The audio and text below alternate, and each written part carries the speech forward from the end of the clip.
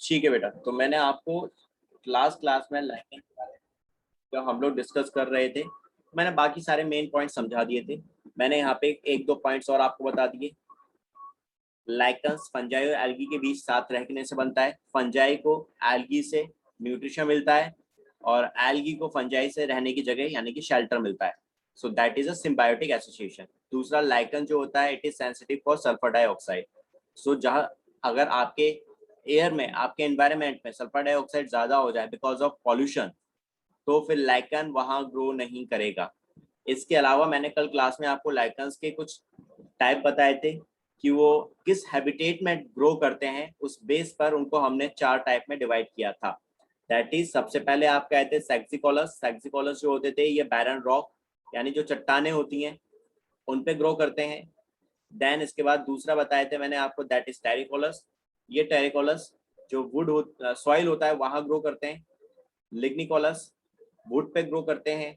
और कॉर्टिकोलस जो होते थे ट्री बार्क यानी पेड़ों की छालों पर ग्रो करते थे। ये सारी चीजें हम लोग कल डिस्कस कर चुके थे। अब मैं यहाँ पे आपको बता रहा हूँ लाइकन की structure. I am talking about the structure of lichens.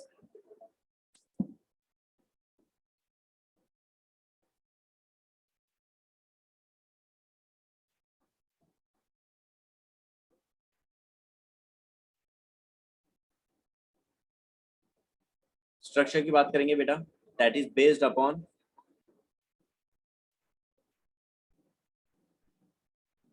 The morphology.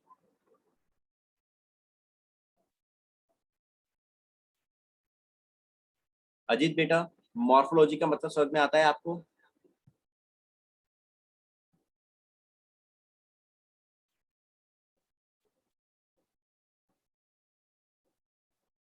बताइए, आपको मॉर्फोलॉजी का मतलब समझ में आता है बच्चे? होता क्या है मॉर्फोलॉजी?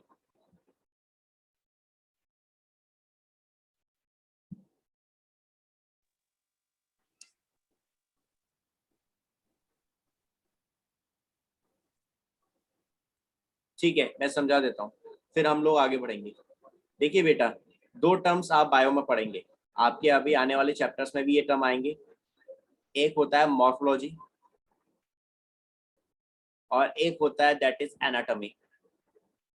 रागनी बेटा आप भी ध्यान रखना, ये 2 टर्म्स आते हैं जो आप लोग प्लांट्स और एनिमल्स दोनों के केस में पढ़ते हैं। ये दोनों ही चीजें आप प्लांट्स और एनिमल्स के केस में पढ़ेंगे, इसको ध्यान रखिएगा।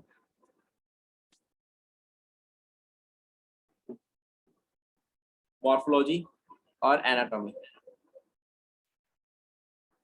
देखिए बच्चे, मॉर्फोलॉजी का मतलब होता है दैट इज एक्सटर्नल कैरेक्टर्स।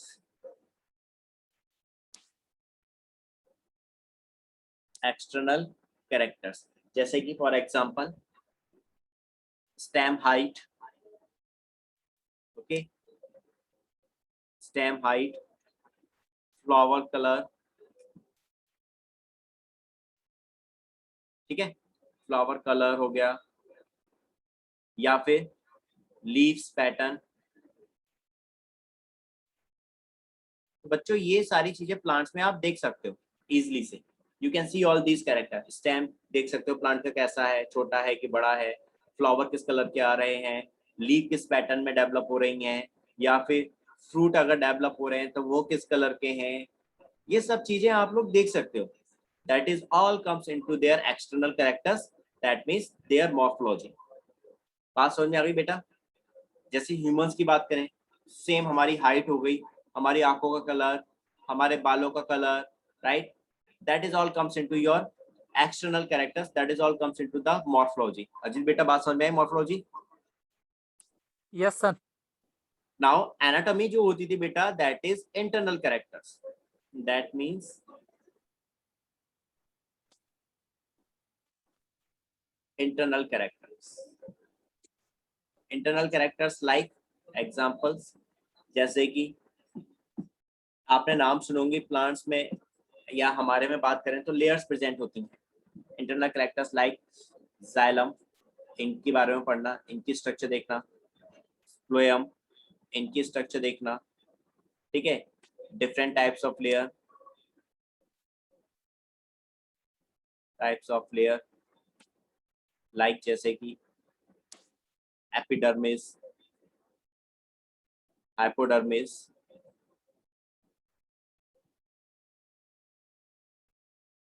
ठीक है। इंटरनल ऑर्गन्स, इंटरनल ऑर्गन्स हो गए। इंटरनल ऑर्गन्स बोले तो लाइक जैसे कि mitochondria, chondria, chloroplast, nucleus, right, nucleus etcetera, many more. जब हम इन सब को स्टडी कर रहे होते हैं तो then this is comes into the anatomy.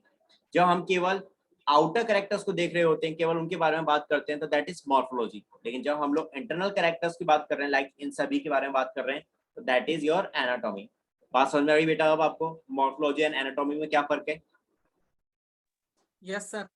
ठीक, तो अभी हम लोग जो यहाँ पे बात कर रहे हैं बच्चों, we are talking about lichens structure on the basis of their morphology, means we are talking about their outer structure कि वो देखने में कैसे होते हैं। तो देखिए बच्चों, आपके लाइकन्स स्ट्रक्चर के बेस पर 3 तरह के होते हैं। पहले हमने जो लाइकन्स की टाइप पढ़े थे, सेक्सिकोलस, कॉर्टिकोलस, टेरिकोलस, लिग्निकोलस, ये हमने हैबिटेट की बेस पे बताए कि वो किस जगह मिल रहे हैं, उस बेस पर हमने बताए थे। यहाँ पे जो टाइप हम पढ़ रहे हैं बच्चों, ये पढ़ रहे हैं इनके स्ट्रक्चर के बेस पर। तो दैट इज क्रस्टोस, फॉलियोस और लास्ट क्रस्टोस, फॉलियोस, फ्रूटियोस, फ्रूटिकोस, ठीक है। ये 3 तरह के होते हैं आपके lichens on the basis of their structure.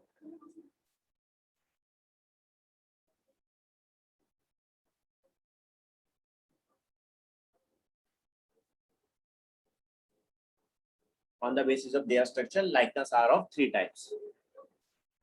सबसे पहले क्रस्टोस की बात करते हैं। क्रस्टोस का मतलब होता है बेटा कि ऐसे लाइकन्स जो जिनकी स्ट्रक्चर अगर देखी जाए तो वो क्रस्ट की तरह हो। क्रस्ट का मतलब समझ में आता है अजीत बेटा? Do you know the meaning of yes crust? Sir.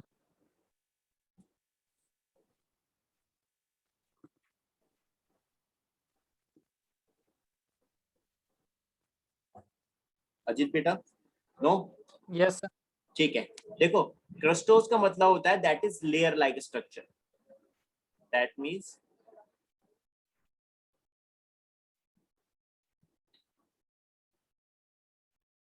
Layer like. Layer like का मतलब लाइक हिंदी में अगर बात करें पपड़ी जैसी, लेयर लाइक स्ट्रक्चर, ठीक है। जब किसी लाइकेन की स्ट्रक्चर लेयर की तरह होती है, then this is called your crustose lichen. बात समझ में आई?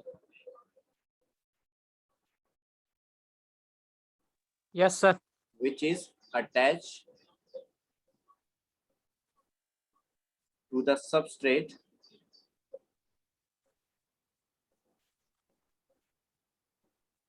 at many places.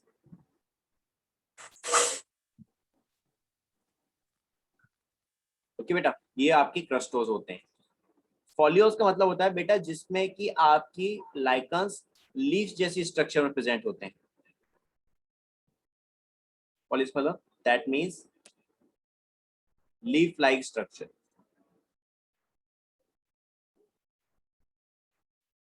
ओके बेटा, अगर किसी लाइकन की स्ट्रक्चर लीफ की तरह हो, पत्ती की तरह हो, तो दैट इज, उसको क्या बोलते हैं हम लोग? फॉलियोस, which is attached to the substrate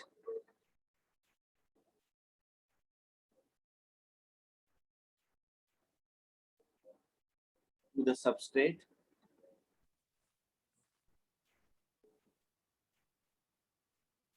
at one or a few places, ठीक है। And last fruticose. तो फ्रूटिकोस का मतलब होता था बेटा कि यहाँ पे जो लाइकन्स होते थे वो ब्रांच होते हैं।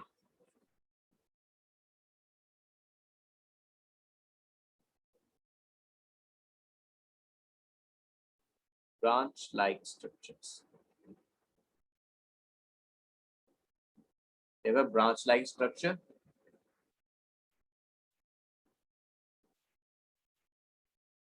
which is attached to the substrate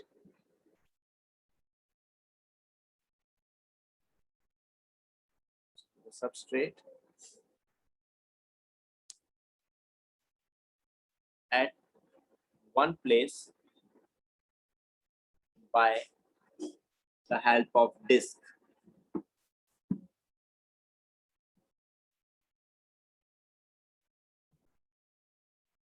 By a help of disk. Ajit बेटा बात कुछ समझ में आई? एक बार और समझाऊं पूरा? यस सर, एक बार और समझिए।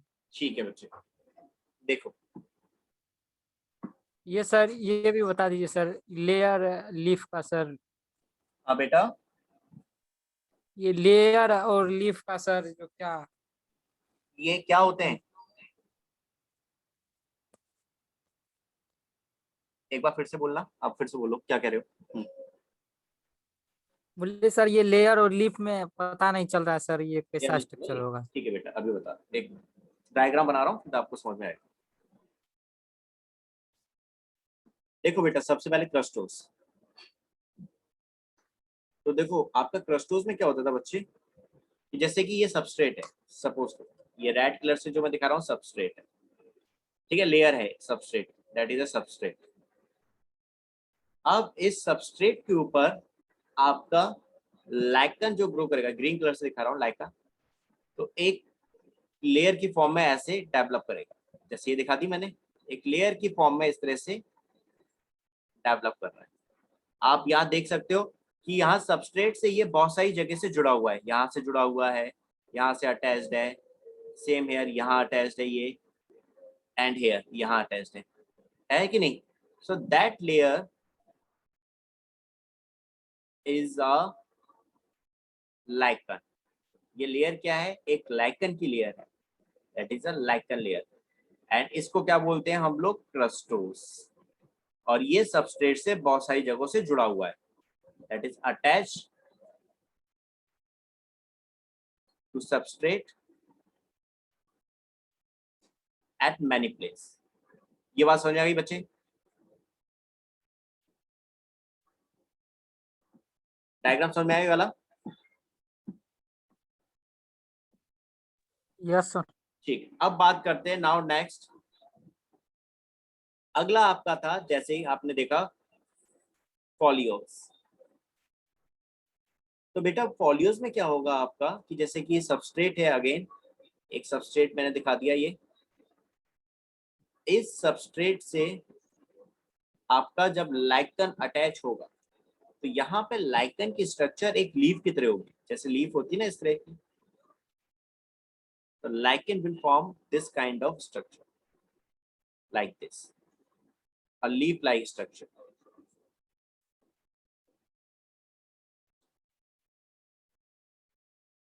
लीफ लाइक स्ट्रक्चर, राइट बच्चे?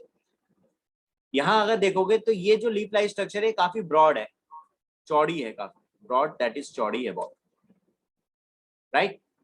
लेकिन अगर इस लेयर को देखोगे क्रस्टोस को, तो यहाँ पे ये लेयर ब्रॉड नहीं है, ये बहुत ज्यादा थिन है, दैट इज थिन लेयर। बात समझ में आई? आपका क्रस्टोस कैसा था? एक थिन लेयर थी लाइकन की, लेकिन फॉलियोस में कैसी आ गई आपकी लेयर? ये काफी ब्रॉड हो गई, और इसकी शेप कैसी हो गई? लीफ के जैसी। सो इसलिए इसको हमने क्या नाम दिया? फॉलियोस लाइकन। अब बात समझ में आई बेटा दोनों में? Yes sir. एंड लास्ट आपका क्या था? फ्रूटिकोस। फ्रूटिकोस में क्या हुआ आपका? यहाँ पे जो आपका सबस्ट्रेट था, that is substrate,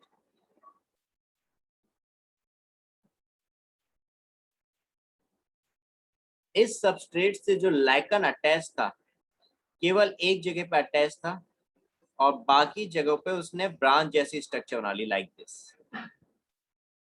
They form a branch-like structure.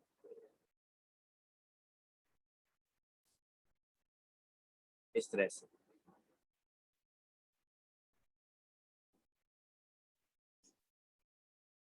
Clear Ajit बेटा? लाइक दिस, जहां पे ये जुड़ा था दैट इज इस जगह पे ये अटैच्ड है, यहाँ पे ये जो अटैच होता है ये अटैच होता है डिस्क की हेल्प से, दैट इज अटैच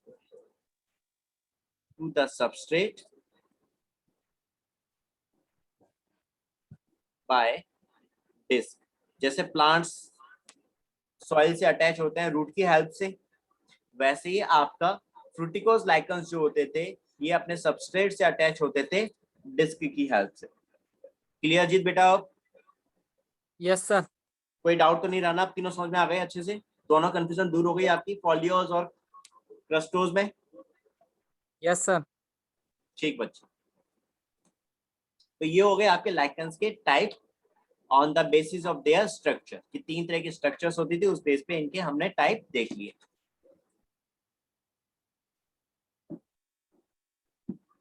चलिए अब आ जाते हैं नेक्स्ट पॉइंट।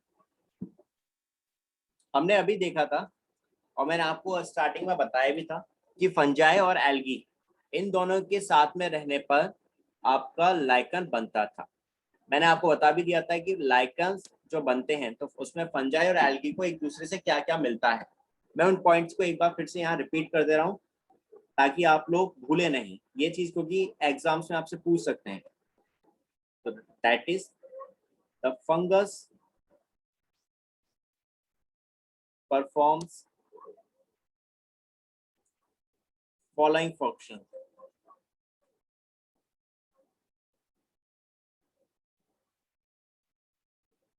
जब आपका लाइकन बन रहा है तो उसमें फंक्शन, उसमें क्या है, आपकी एल्गी भी है और लाइकन वो क्या कहते हैं फंगस भी है। तो इसमें इन दोनों के काम क्या है वो मैं यहाँ पे बता रहा हूँ। जैसे कि सबसे पहले फंगस के काम की बात कर रहे हैं, तो फंगस का पहला काम क्या होगा, दैट वुड प्रोवाइड शेल्टर। ये मैंने आपको बताया था कि एल्गी को शेल्टर प्रोवाइड कर रहा है आपका फंगस, राइट बेटा? ये चीज हमने अभी देखी थी। तो देखिए इसमें क्या है, write down, it provide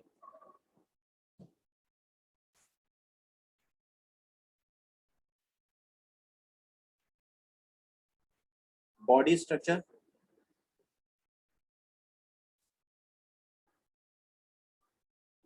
it provide body structure and covering। ठीक है, दैट मीन्स क्या प्रोवाइड कर रहा है, एक तरह से एल्गी को शेल्टर प्रोवाइड कर रहा है, रहने के लिए एक जगह दे रहा है एल्गी को। एल्गी बहुत छोटी होती है और फंजाई थोड़ी बड़ी होती है, तो फंजाई कहती है एल्गी से कि भाई मैं तुझे रहने की जगह दे दूंगी, तू मेरे संग रह ले, बदले में तू मुझे बस खाना दे देना, मुझे उसकी जरूरत है। तो एल्गी मान जाती है और दोनों साथ में आके रहते हैं। तो ये हो गया, इसने बॉडी स्ट्रक्चर और कवरिंग प्रोवाइड कर रहा है। It also provide anchoring. Anchoring का मतलब समझ में आ गया होगा, ये भी शेल्टर से रिलेटेड है। मतलब एल्गी अगर फंजाई के साथ ना रहे तो क्या होगा, किसी एक जगह पे टिक नहीं पाएगी, रुक नहीं पाएगी, हवा के थ्रू पानी के थ्रू फ्लो होती जाएगी, बहती चली जाएगी।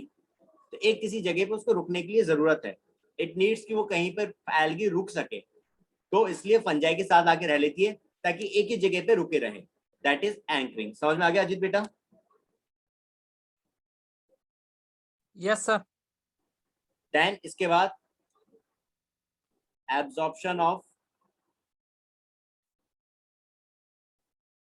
Water and minerals. अब एल्गी क्या है, खाना बनाएगी, वो तो फोटोसिंथेसिस करेगी, लेकिन फोटोसिंथेसिस के लिए उसको मिनरल्स की जरूरत पड़ रही है, उसको वाटर की जरूरत पड़ेगी। तो ये उसको कौन प्रोवाइड करेगा, दैट इज फंजाई प्रोवाइड कर देगी।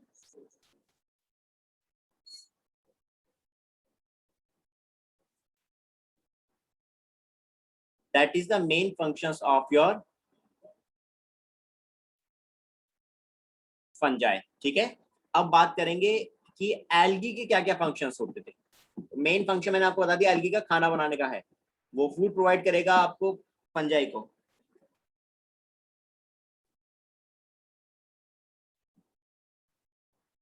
the major function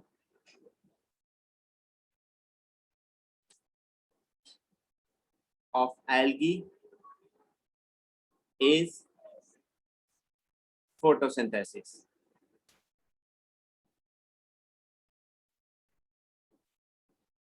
And provide food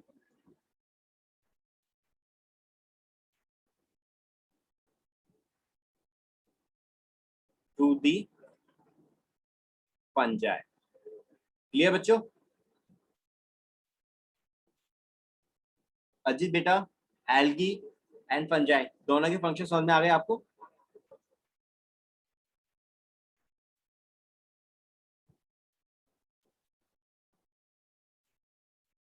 बात समझ में आई बच्चे?